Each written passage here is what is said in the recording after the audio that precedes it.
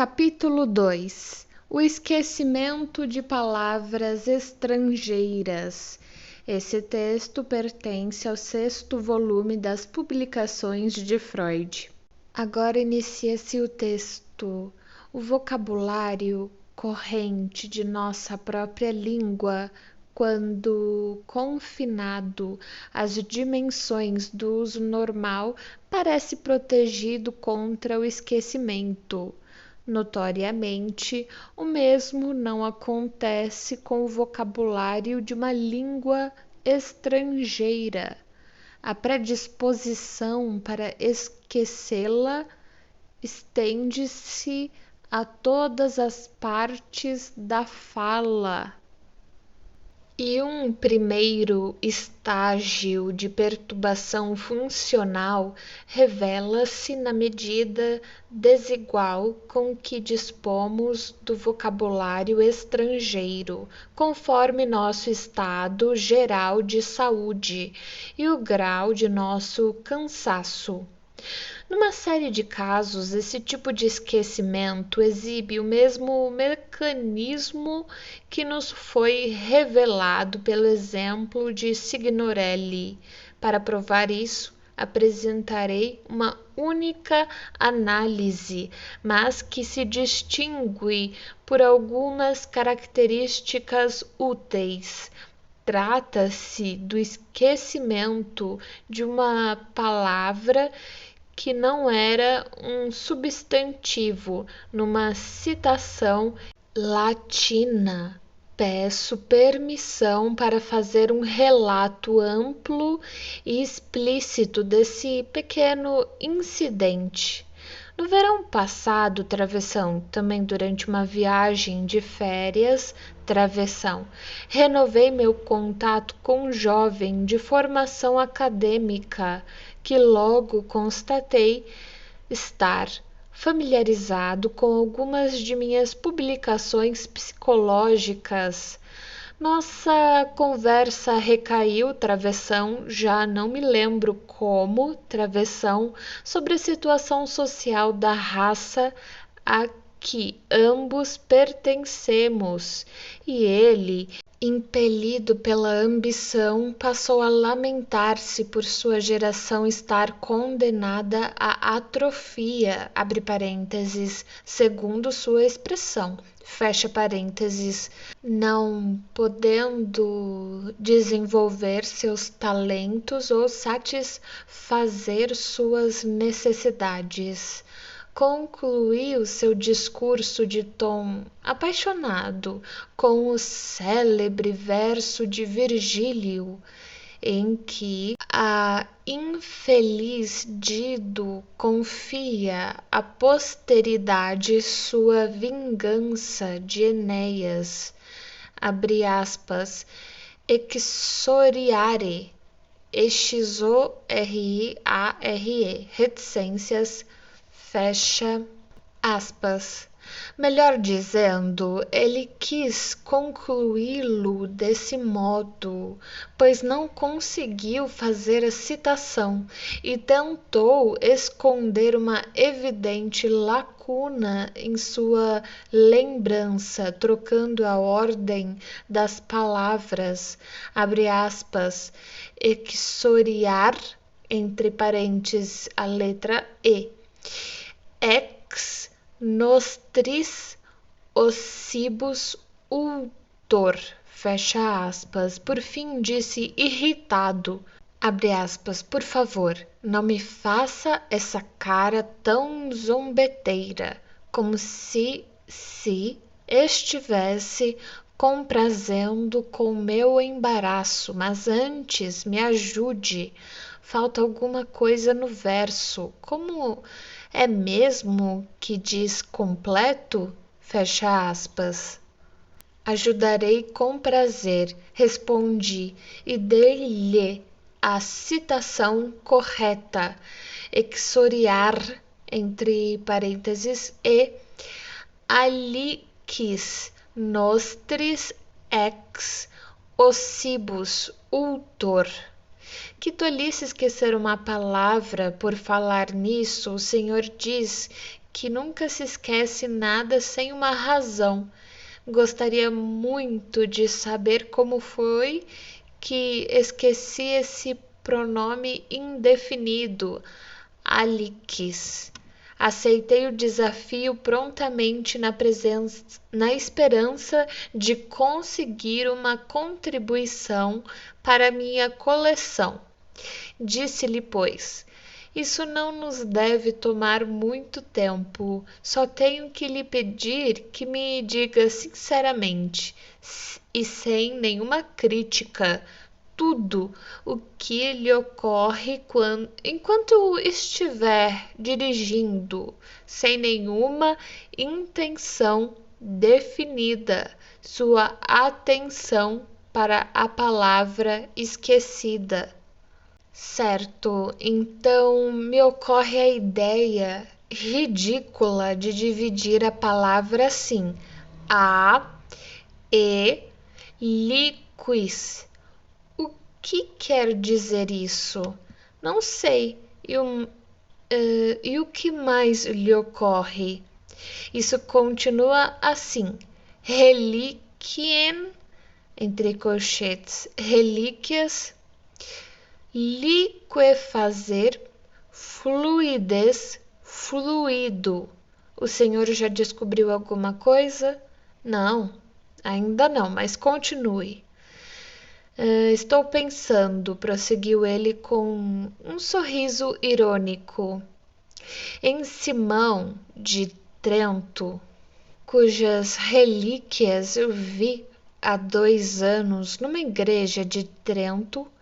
Estou pensando na acusação de sacrifícios de sangue que agora está sendo lançada de novo contra os judeus. E no livro de Klempel, 1892, que vê em todas essas supostas vítimas reencarnações, reedições, por assim dizer, do Salvador. Essa ideia não está inteiramente desligada do tema de nossa conversa, antes que lhe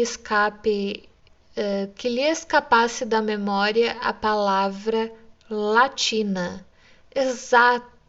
Estou pensando ainda num artigo que li recentemente num jornal italiano. Acho que o título era, abre aspas, O que diz Santo Agostinho sobre as mulheres, fecha aspas. Que entende o senhor com isso? Estou esperando, pois agora vem algo que por certo não tem nenhuma ligação com o nosso tema. Por favor, peço-lhe que se abstenha de qualquer crítica e reticências. Sim, já sei. Lembro-me de um magnífico senhor idoso que encontrei numa de minhas viagens na semana passada. Ele era realmente original. Parecia uma enorme ave de rapina. Chamava-se Benedito, se isso lhe interessa. Bem, pelo menos temos uma sequência de santos e padres de igreja. São Simão, Santo Agostinho, São Benedito. Acho que havia um padre da igreja chamado Orígenes. Além disso, 3 desses nomes são também prenomes, como Paul, entre colchetes Paulo, em Klempel. Agora o que me ocorre é São Januário e o milagre de seu sangue. Travessão. Parece que meus pensamentos avançam mecanicamente. Deixe estar São Januário e Santo Agostinho. Tem a ver ambos com o calendário, mas que tal me ajudar a lembrar do milagre do sangue? O senhor com certeza já ouviu falar nisso.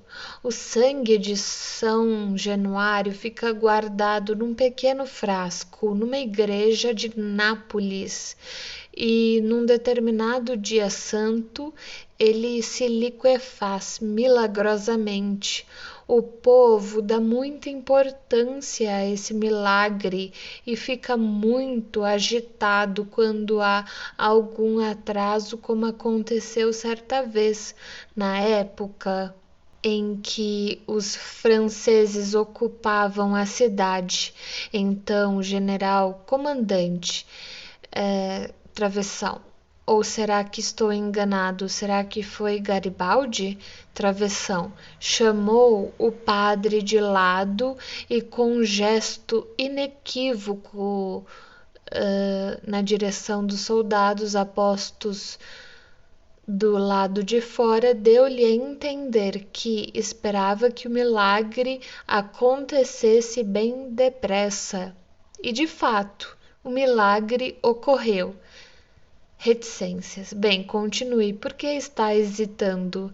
É que agora realmente me ocorreu uma coisa, reticências, mas é íntima demais para ser comunicada. Reticências. Além disso, não vejo nenhuma ligação, nem qualquer necessidade de contá-lo. Pode deixar a ligação por minha conta. É claro que não posso forçá-lo a falar sobre uma coisa que lhe seja desagradável, mas então não queira saber de mim como foi que se esqueceu da palavra aliquis. Realmente? O senhor acha? Pois bem, é que de repente pensei numa dama de quem eu poderia receber uma notícia que seria bastante desagradável para nós dois. Que as regras dela não vieram? Como conseguiu adivinhar isso? Já não é difícil. Você preparou bem o terreno. Pense nos santos do calendário, no sangue que começa a fluir num dia determinado, na perturbação quando esse acontecimento não se dá, na clara ameaça de que o milagre tem que se realizar, senão reticências. Na verdade, você usou o milagre de São Januário para criar uma esplêndida alusão às regras das mulheres. Sem me dar conta disso, e o senhor realmente acha que foi essa expectativa angustiada que me deixou impossibilitado de reproduzir uma palavra tão insignificante como aliquis? Parece-me inegável, basta lembrar sua divisão em a-liquis e suas associações: relíquias, liquefazer, fluido. São Simão foi sacrificado quando criança. Devo continuar e mostrar como ele entra nesse contexto? O senhor pensou nele partindo do tema das relíquias? Não, prefiro que não faça isso. Espero que o senhor não leve muito a sério esses meus pensamentos, se é que realmente os tive. Em troca, quero confessar que a dama é italiana e que estive em Nápoles com ela. Mas será que tudo isso não é apenas obra do acaso? Tenho que deixar a seu critério decidir se todas essas relações podem ser explicadas pela suposição de que são obras do acaso. Posso dizer-lhe, no entanto, que qualquer caso semelhante que você queira analisar irá levá-lo a casos igualmente notáveis. Tenho diversas razões para dar valor a essa pequena análise e sou grato grato a meu ex-companheiro de viagem por ter me presenteado. Em primeiro lugar, porque nesse caso pude recorrer a uma fonte que habitualmente me é negada. Para os exemplos aqui reunidos de perturbações de uma função psíquica na vida cotidiana, tenho de recorrer principalmente à autoobservação. Empenho-me em evitar um material muito mais rico fornecido por meus pacientes neuróticos, já que de outro modo poder-se-ia objetar que os fenômenos em questão são meras consequências e manifestações da neurose. Por isso, é particularmente valioso para meus objetivos que uma outra pessoa que não sofra de doença nervosa se ofereça como objeto de tal investigação. Essa análise é significativa em outro aspecto. Ela esclarece o caso do esquecimento de uma palavra sem que apareça um substituto na memória. Confirma, portanto, minha afirmação anterior de que o surgimento ou não surgimento de substitutos incorretos na memória não pode ser usado como base para qualquer distinção radical. Entretanto, a grande importância do exemplo do aliquis reside em outro dos aspectos em que ele difere do caso de Signorelli. Neste último, a reprodução do nome foi perturbada pelo efeito prolongado de uma sequência de pensamentos iniciada e interrompida pouco antes, mas cujo conteúdo não tinha nenhuma relação clara com o novo tema em que se incluía o nome de Signorelli. A contiguidade temporal forneceu a única relação entre o tema recalcado e o tema do nome esquecido, mas isso bastou para que eles fossem concatenados numa associação externa.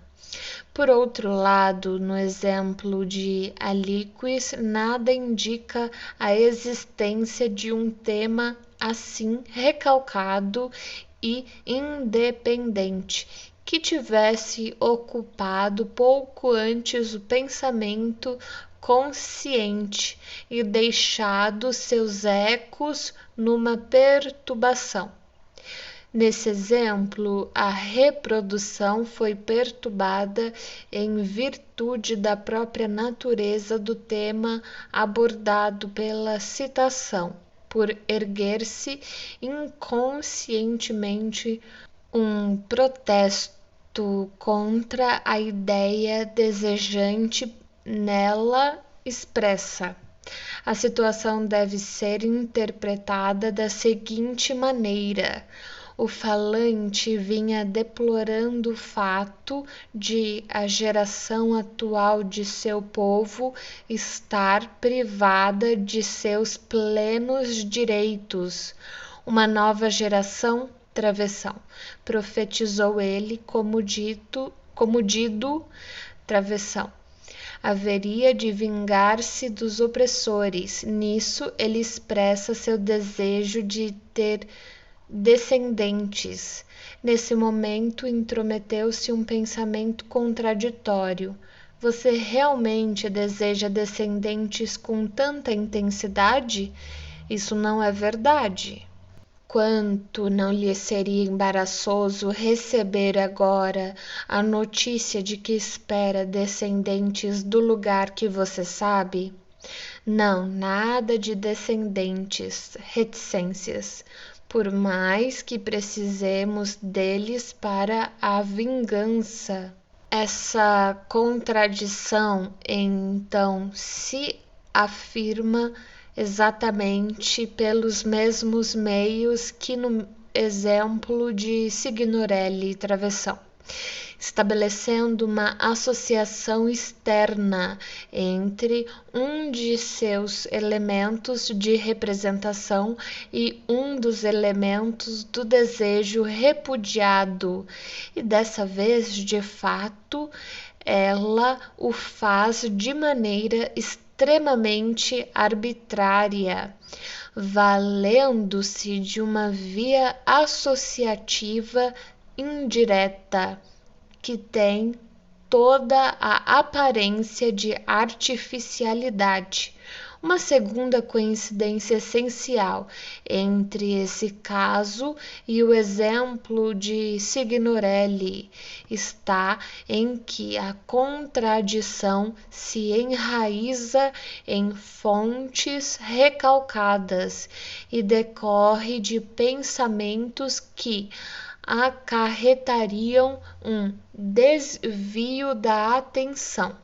Isto é o que tenho a dizer sobre as diferenças e afinidade interna entre esses dois modelos típicos do esquecimento de palavras. Ficamos conhecendo um segundo mecanismo do esquecimento. Travessão. A perturbação de um pensamento por uma contradição interna proveniente do recalcado. Dentre os dois processos, penso ser este o mais fácil de se entender, e tornaremos a encontrá-lo várias vezes no decorrer desta discussão.